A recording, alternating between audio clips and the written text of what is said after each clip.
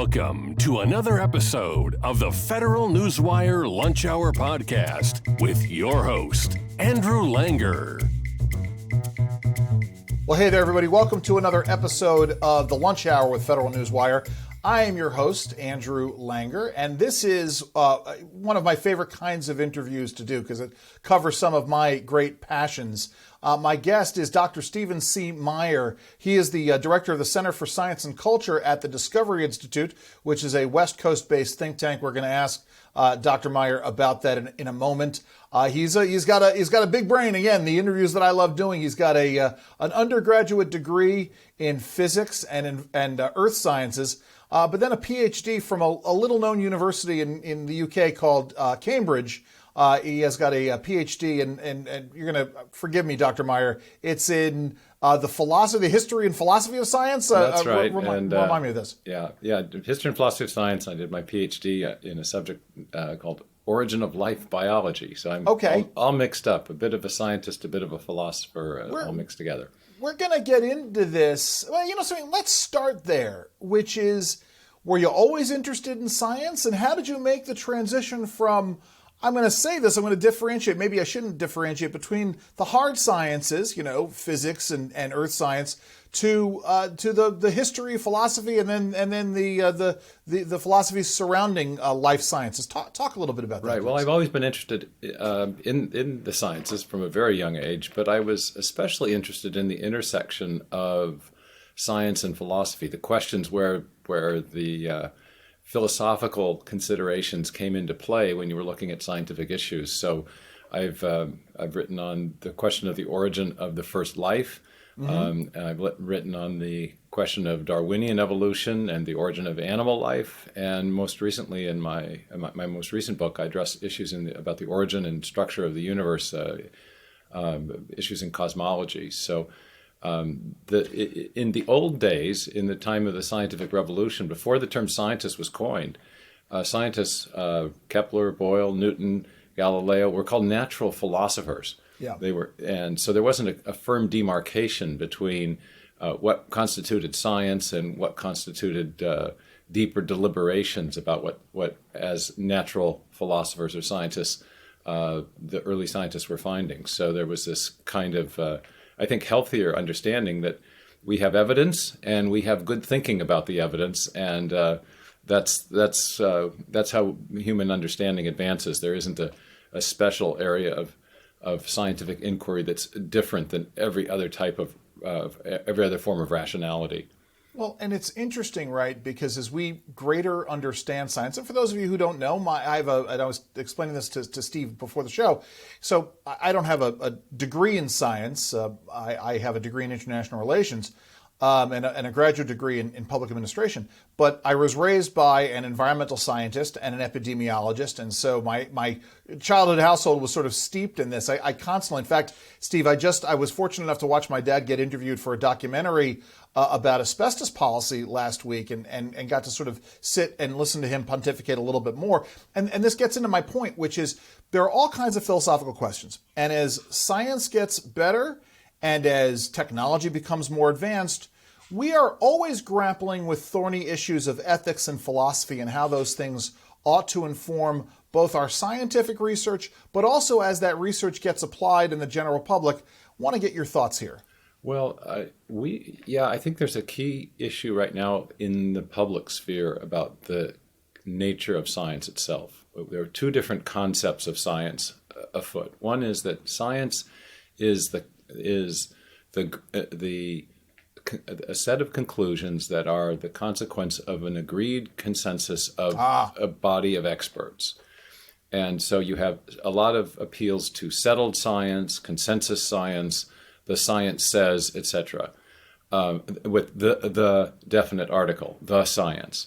Yeah. And the other conception of science is that science is a dynamic enterprise in which often competing groups of scientists argue about how to interpret the evidence, that science, and that therefore our scientific perspectives can become very settled, but they very oftentimes are not settled, and they are part of a dynamic process of iterating, if you will, between interpretation and new data and refining our perspectives. There's a wonderful Italian philosopher of science named Marcello Pera, who says, Marcello Pera, he's not Italian, he's Italian, or he's not Irish, he's Italian. But Pera says that science advances as scientists argue about how to interpret the evidence. Sure. And the problem with these appeals to consensus science, and especially as they intersect with public policy, is they subvert that process of argumentation by appeals often to a consensus that doesn't yet even exist. Sure. And one thing I often tell listeners is that when people appeal to consensus, you can almost be certain there isn't one, because you appeal to consensus to shut down dissent that exists. Yes. You don't need to appeal to consensus to establish that the formula for water is H2O or the formula for salt is NaCl. There actually is a consensus among chemists about those basic facts of chemistry. When we appeal to consensus, it's usually to suppress a dissenting minority, or maybe even a dissenting majority who doesn't have the same access to media that an alleged elite and consensus and authoritative group may have.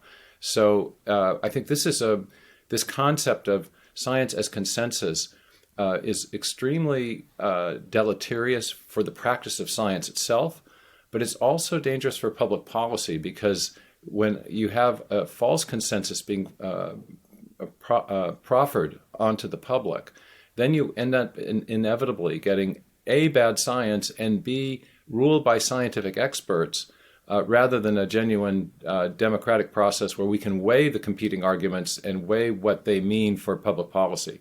Let me extrapolate from that, right? Because it gets even further. Because if you have a bad science driving public policy, you inevitably will get bad public policy that not only doesn't address the problems at hand, but might actually have the unintended consequences, which is something I discussed with my dad and have discussed with my father ad nauseum over the years. I mean, we could talk about this in terms of climate science. We could talk about it in terms of COVID. You could really talk about it in terms of any issue. Let's come back to that for a second, because I think that's important. But I want to ping on your works having to do with the origin of life and the discussions that are having there, because again, having this debate and discussion, at least as clear as there are myriad discussions about the origins of life on Earth.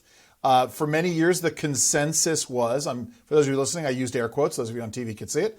The consensus was that it began in heat, in a very warm climate of Earth, in these geothermal the warm little pond of Darwin's speculation in soon after I'm someone who then I read a piece a number of years ago about the origins of life in the freezing cold, in the ice, and that if you take certain chemicals and you subject them to extremely cold temperatures under intense pressure, that they will build the building blocks of amino acid. Now, I'm not asking you to take a stand on this, but do you have any thoughts on these two competing theories about the origin of life? Those are simply theories about the environment in which life might have arisen. The real problem in explaining the origin of, just for now, we'll just talk about the origin of the first life. This is what my PhD dissertation was about in my first book, Signature in the Cell.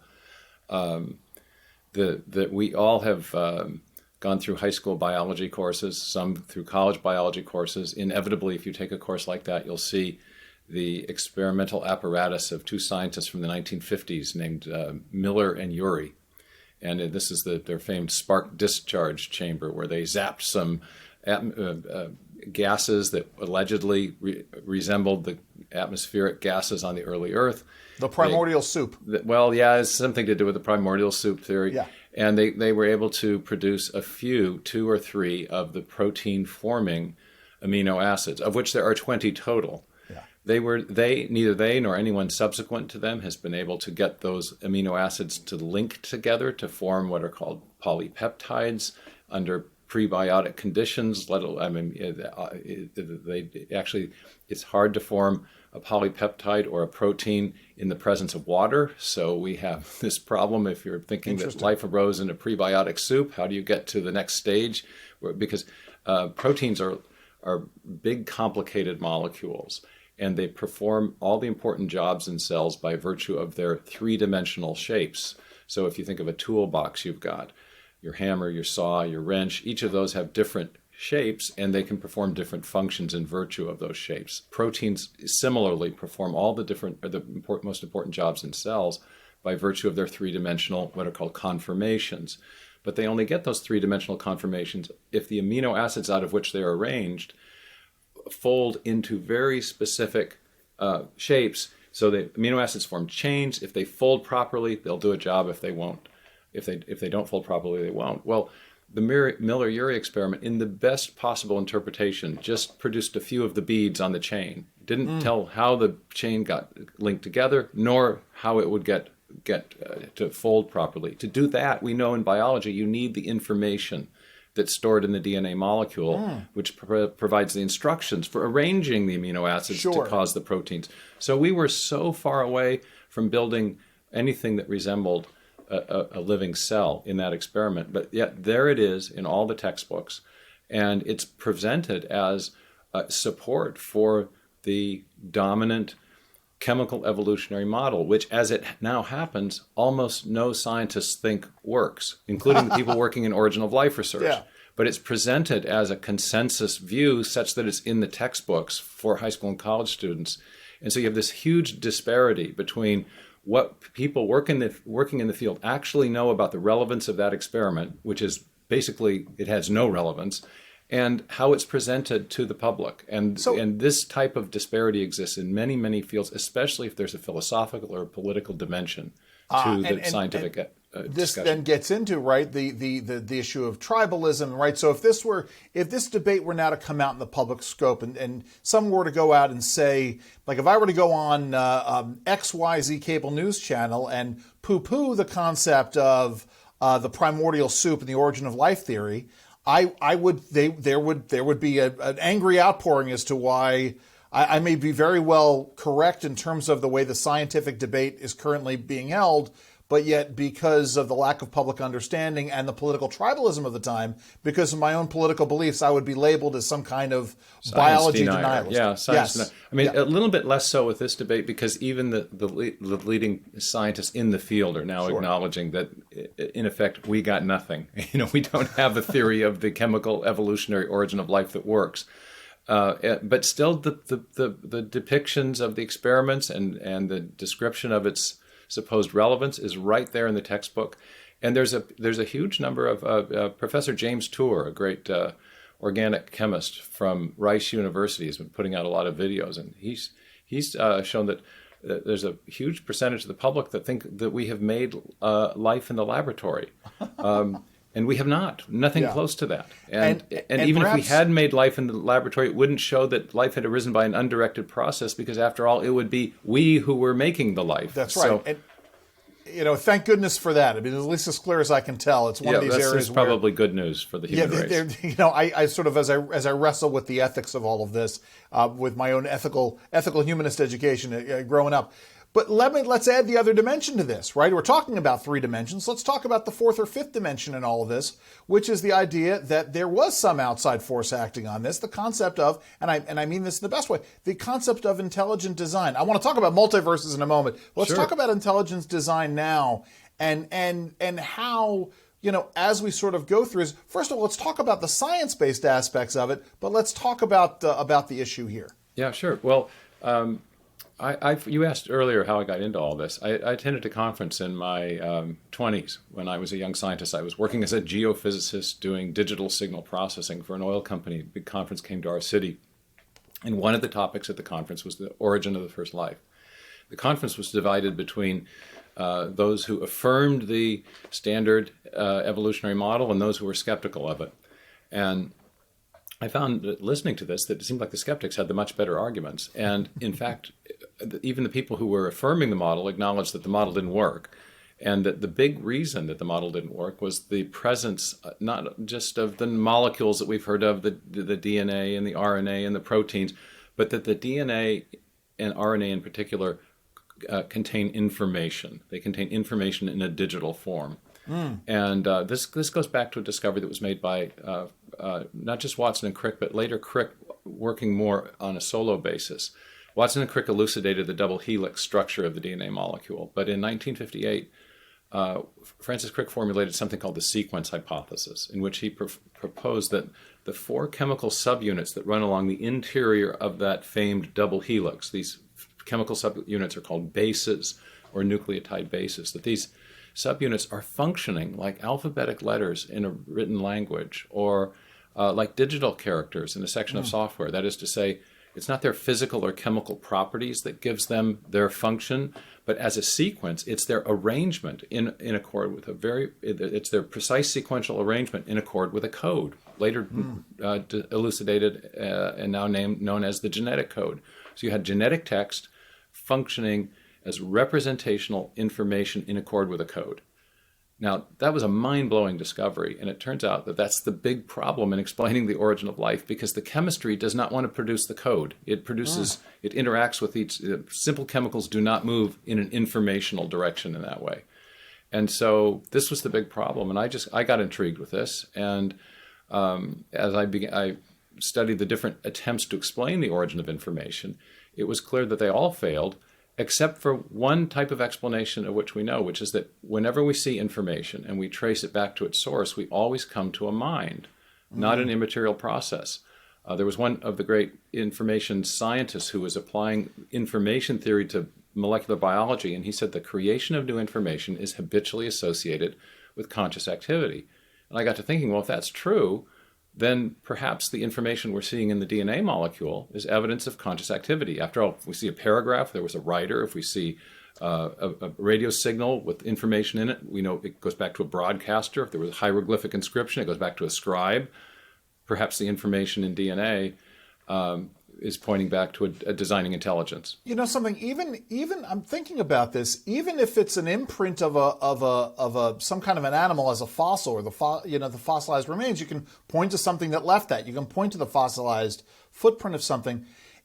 I'm reminded of the old adage, the quip, and I'm starting to think that this is not true. The concept that if you have an infinite number of monkeys sitting in an infinite number of typewriters, eventually one of them is going to produce the script for Hamlet. But this seems highly, obviously this would be an infinite amount of time. It seems like we can't leave Earth and the origin of life on Earth up to all of this cosmic chance, can we? Well, first of all, we don't have an infinite universe anymore. We thought we did through the 19th century, but this was one of the other big discoveries of the 20th century, is that the universe had a definite beginning. Yeah. And one of the things I do in Signature in the cell is I run the math.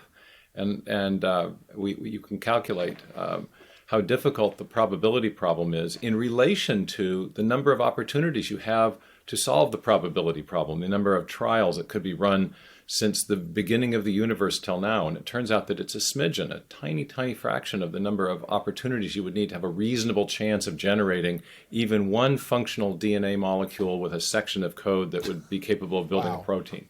I go through all the math on that. And by the way, this is not even in dispute in origin of life research. Nobody thinks the chance hypothesis works. There's just way too much complexity for any reasonable random assortment of molecules to generate what's on the early Earth. And this organic chemist I mentioned, James Tour, also shows that time is not your friend in this, because if the chemical reactions are left on their own, they run towards biologically inert compounds, and they don't move in a life-friendly direction. So you have to continually intervene as an experimentalist to get the chemistry to move in an even remotely life-friendly direction. Time isn't your friend in prebiotic simulation experiments. Okay, I was going to say it's dealer's choice here, but I'm because I want to ask you about the God hypothesis in a second, or you can take them both in turn, because there may be a chicken and egg scenario here. Does this preclude I know you've written a lot on this issue of the concept of the multiverse, which is something that, again, I'm not a scientist, but it's something that I've embraced. But on the other hand, I know I believe you've even some skepticism toward the concept of the multiverse. How does the multiverse play into the issue of the God hypothesis and it's a slightly different context for that discussion, because Please. The other big thing. So what I've been talking about is the discovery of the digital code in DNA. Bill Gates says it's like a software program, but much more complex than any we've ever created. Well, we know that software comes from programmers, so you have a kind of initial reason to consider the intelligent design hypothesis, I developed the argument in a lot more detail concerning biology. But there's also a huge discovery in physics that's been made in progressive waves since the 1950s and 60s. And that is that the basic parameters of the universe, the basic physical parameters of the universe, the masses of the elementary particles, the force, the strength of the force of gravitation or electromagnetism or the other fundamental forces of physics, the force that drives the expansion of the universe outward from the Big Bang, called the cosmological constant. All these forces and factors are what physicists term as finely tuned, which means that they fall within very narrow ranges or tolerances outside of which life in the universe, even basic chemistry in the universe, would be impossible.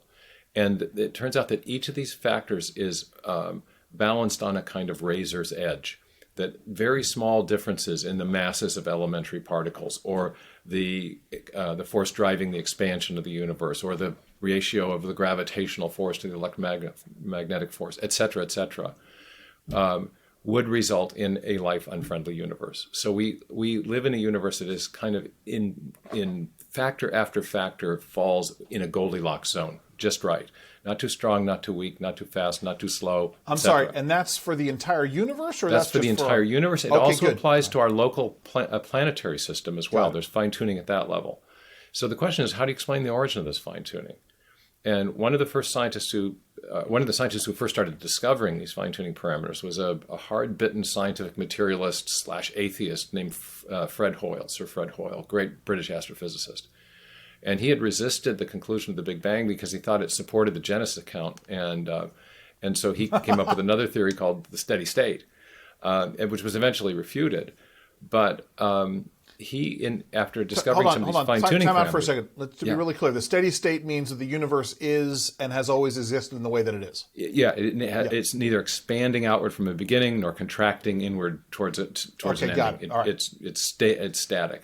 Wanted to make sure our listeners understood that. Go ahead. So, in any case, Hoyle ended up rejecting his own scientific atheism and adopted a kind of quasi-theistic view of the world, certainly one that affirmed intelligent design, on the basis of discovering these fine-tuning parameters. And he was quoted as saying that a common sense interpretation of the data, the fine-tuning data, suggests that a super intellect has monkeyed with physics and chemistry. So there you get your monkey into Sure, yes. Yeah, so he didn't believe in the Shakespeare, the monkey type Shakespeare. He thought it would fine-tuning, he said, obviously suggests a fine-tuner. So that's formulated the basis of another design argument in physics, or in science, this one in physics. And in response to that, some physicists have proposed what you asked about, which is the multiverse. The idea that, well, yes, things look extremely improbable here. There is no underlying physical reason for those fine-tuning parameters to exist for the fine-tuning of the universe. But it may be that there are billions and billions and billions of other universes out there that we're not aware of, and we just happen to be the lucky one. And so that's the multiverse concept. It's obviously in all the Marvel movies, but it's actually been formulated by serious scientists as a way of explaining fine-tuning without reference to a designing intelligence. But there is a problem with it. Which is? Well, it turns out that if you just have all these other universes out there, then but they're causally disconnected from our own, then their mere existence does nothing to change anything in this universe, including the probabilities including the probability of whatever processes set the fine-tuning parameters.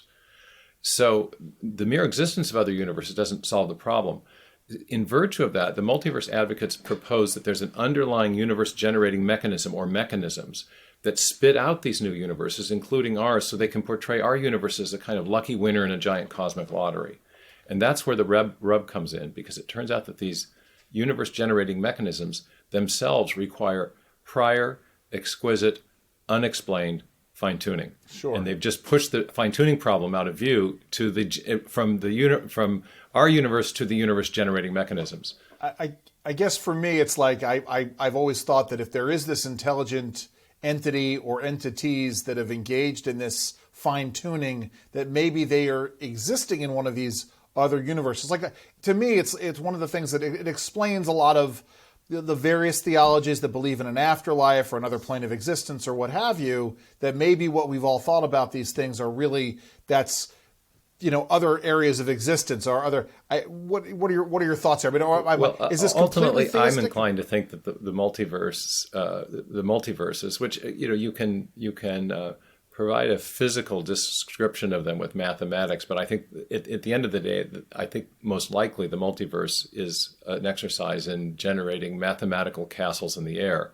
But my argument in the book, my new book, Return to the God Hypothesis, was that even if the multiverse models are correct, they imply prior intelligent design, because the universe generating mechanisms have to be finely tuned themselves to spit out all the new universes. So you don't get away from the problem. This is what when I have folks, and I have these debates, and I don't do a lot of arguing on social media anymore. By the way, I recommend to everybody that cut back on your arguing on social media, especially anything having to do with politics or theology or whatever. But I would have these debates with people who are talking about these scientists who are ardent atheists, and to me, it's like, because now you're saying obviously you can at least demonstrate that there are these multiverses. To me, there's a certain act of faith to say that they exist. Oh no, I don't think they can be demonstrated. Okay. I think there are plausible. There's certain interpretations of certain certain physics equations that would suggest, okay, well, maybe the reason there are all these possibilities implied in the equation is that there are other universes, but that's just math. It doesn't really mean that the things exist. Sure. It's just the math of possibility space, So there's all these possibilities, and we happen to be in this possibility, but it doesn't mean the other possibilities exist. That's why I say that I think most likely they're mathematical castles in the air. But even if true, the multiverse models would imply prior fine tuning. I guess my point in all of this is for the folks within the scientific community who dismiss categorically any question of faith or a deity or what have you. To me, there are other elements of all of these discussions where they take things on an article of faith. Certainly. So while we're on this, we're talking about the fine tuning and the fine tuning of the universe to support life. Because I actually haven't read this in my research on you, but I figure I'll ask it anyway. Which is always a dangerous thing. Not just intelligent life, not necessarily intelligent life on other planets, but life on other planets or other planets that would be capable of supporting human life, assuming that we could overcome all the problems with traveling, not just interplanetary, but intergalactic or intersystem, to get to what are the possibilities there? Well, we really don't know. For a long time, it was assumed that because of the vastness of the universe, something which we've come to appreciate in much more detail since the 1920s, the current estimate for the number of galaxies in the universe is now 2 trillion, which is it's unbelievable. Yeah. And so the sense is, well, with all those galaxies, there must be some planetary systems where you have planets with the right conditions to host life, and therefore life would inevitably evolve on those planets. That's one view. The other view is, well, there are a lot of planets, but how probable are the conditions in relation to all those planets when you consider how many conditions have to be met and how improbable those conditions are arising in any of these solar extrasolar planetary systems beyond our solar system. Yeah. And there was a book written in 2005 or 2006 by 2 University of Washington astronomers called Rare Earth, in which they said, well, we used to think that the numerator dwarfed the denominator, but now the denominator looks really, the number of things that have to go right is so big and so improbable that even with all those star systems, we're not sure that you would get the right conditions. And of course, that still only addresses the kind of getting the right environment for life. It doesn't explain how you would get the digital code, because you inevitably, to make a living system, you need information. It's just like in our computer world. If you want to give your computer a new function, you've got to provide new code.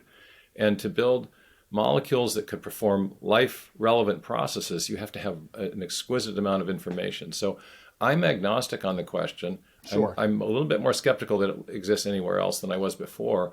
But if it does exist, I am convinced it would require intelligent design. I don't think theologically, if you are a Christian or a Jew or a traditional theist, a lot hangs on it, because theism, I think, is compatible with both Absolutely. life here and life elsewhere as well. I But would agree I with think there's been this assumption that it's inevitable from the standpoint of chemistry and physics. And that, I think our own research on origin of life here shows that that's not true. It's very hard to build a cell.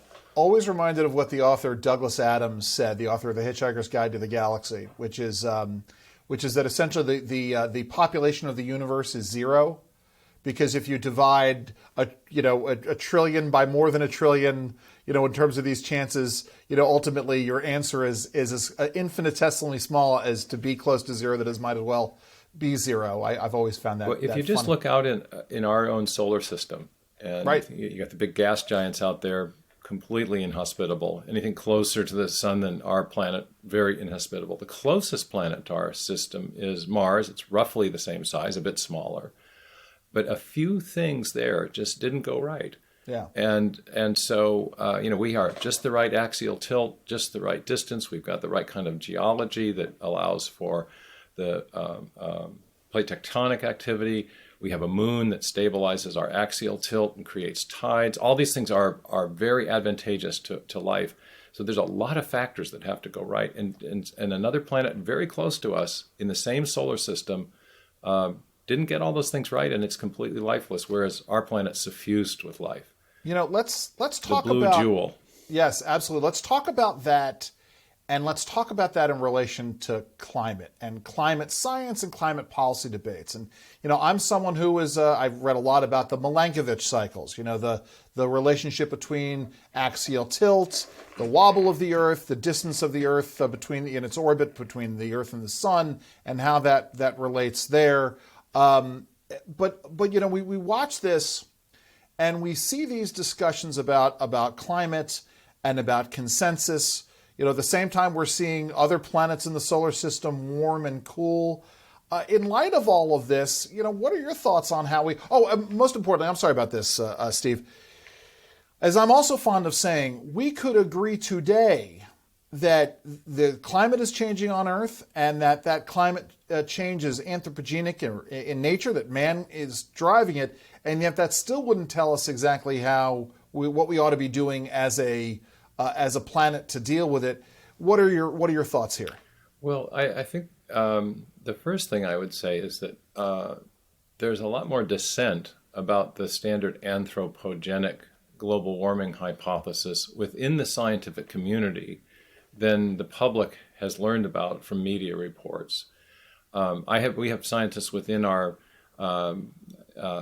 network of intelligent design researchers, scientists that are favorable to the thesis of intelligent design, who have different opinions about that. Sure. But it happens that there are different opinions about whether or not there is anthropogenic global warming within the larger scientific community, including within the scientists who work on climate change. So I think it's very important if we're going to have a good public policy discussion about what to do, to make sure that we hear the voices on all sides of this question with relevant expertise.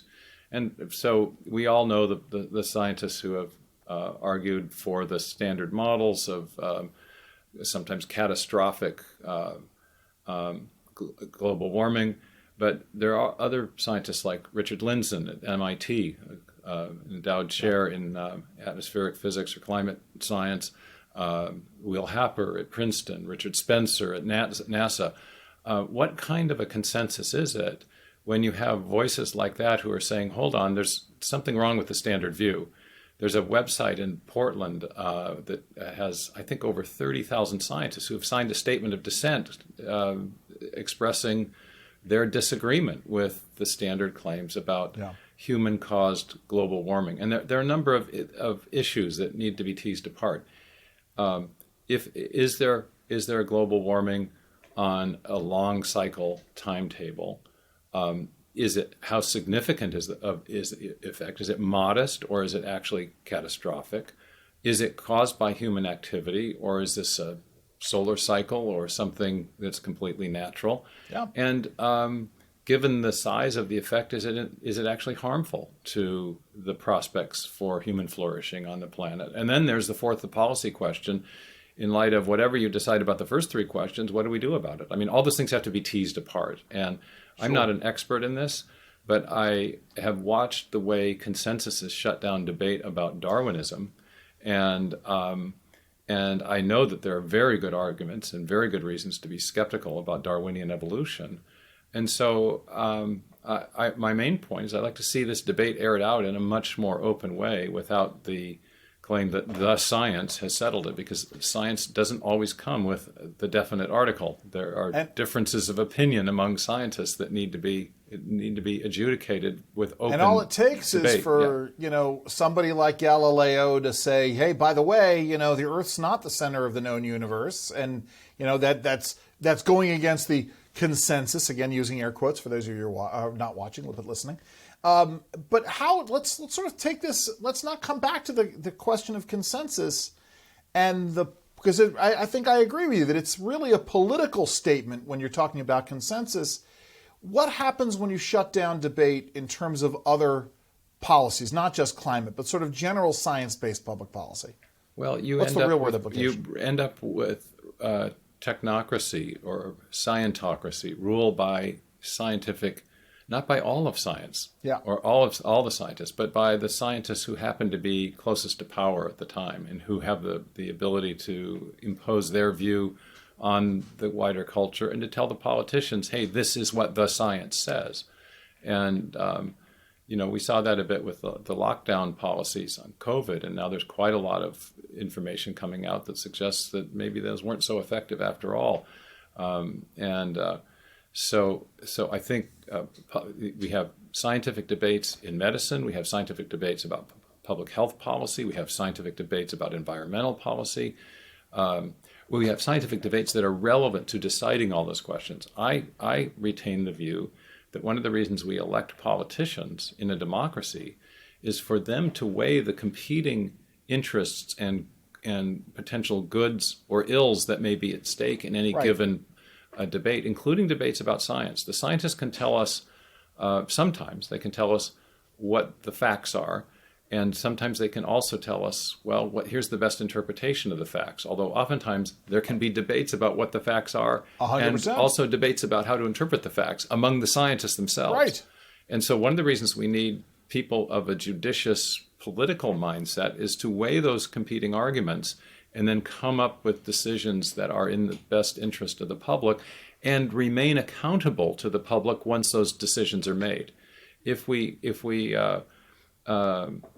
offload all decision making that have scientific elements in them to a group of scientists who claim to represent the science, we will get rule by elites, and democracy will be subverted. I am reminded of a number of different things, not the least of which is the original Planet of the Apes. You have Dr. Seuss, who is the minister of science, but also the protector of the faith.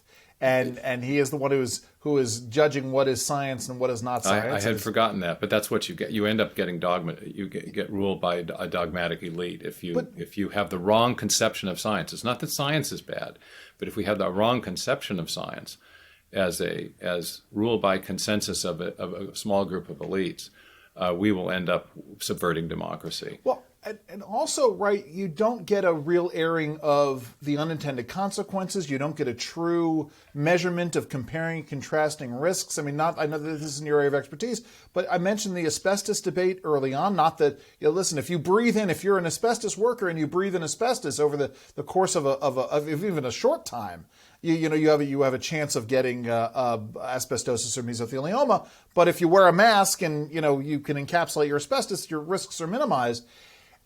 When we banned asbestos or went down the road of banning asbestos back in the 1970s, there were huge unintended consequences. And I don't need to list them all, but folks can go and check out John Berlau, who we're probably going to have on the show in the coming months at the Competitive Enterprise Institute. He's written a great book on this. Steve, listen, before we let you go, I got a couple more questions here. I was remiss. Let's start with, tell us a little bit about the Discovery Institute, West Coast based. Yeah, well, Sure. We're scientific and public policy, scientific technology and public policy research institute. We were founded in 1990 by Bruce Chapman and George Gilder.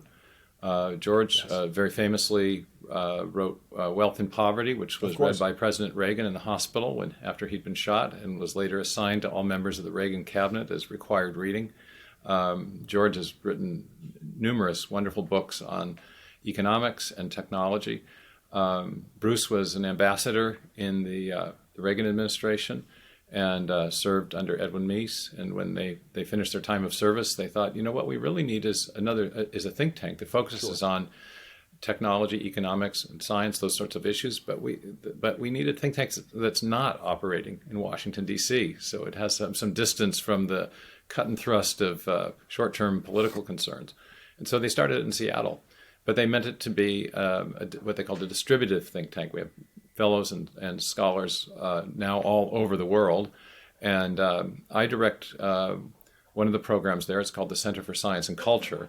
And much of the initial work that was done on the theory of intelligent design was supported by our research fellowship program, books like Darwin's Black Box by Michael Behe and William Dembski's The Design Inference were some of the first books that came out advancing the theory of intelligent design in the 90s. We've had now over 150 such books, hundreds of articles, and now there's a very large international network of scientists who are challenging Darwinian evolution and things like the multiverse, other materialistic theories of origin, and advocating instead the idea that there is evidence, scientific evidence of design in life and the universe, and we call that the theory of intelligent design. So that's one of many programs that we have at Discovery.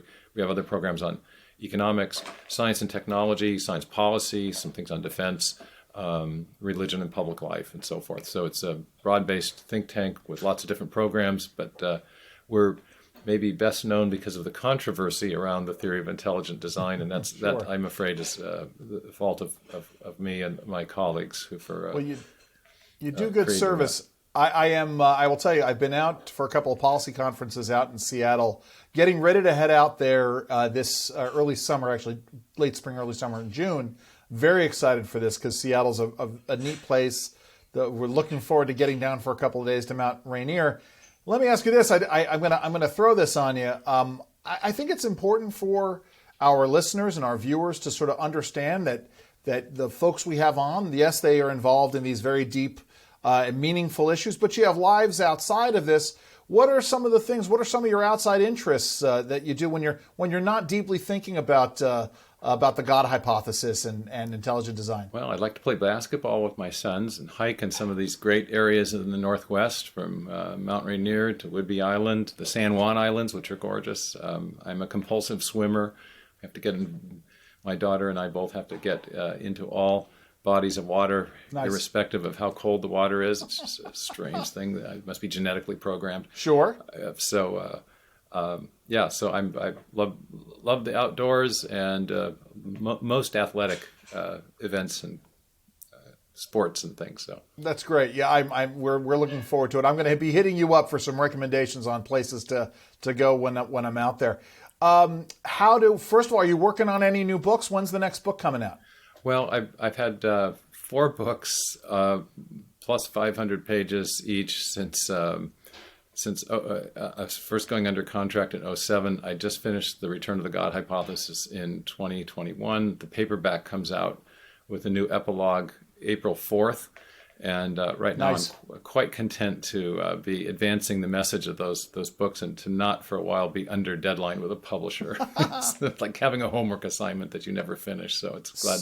So how do folks find out more about your work and the work of the Discovery Institute? I think that the most current website that we have supporting my work is just under the title Return of the God Hypothesis.com. Excellent. But there's also a website for all of the work at Discovery, just discovery.org. So Return of the God Hypothesis.com or discovery.org. Well, Stephen Meyer, thank you so very much for joining us today. Thank you, Andrew, for having me on. What a great wide-ranging discussion we've had. Thank you. Our guest has been Dr. Stephen C. Meyer, PhD, Director of the Center for Science and Culture at the Discovery Institute. I've been your host, Andrew Langer. This has been the Lunch Hour with Federal Newswire. Enjoy the rest of your lunch. This has been the Federal Newswire Lunch Hour Podcast, hosted by Andrew Langer. Check out the Federal Newswire's family of websites, as well as their social media stream.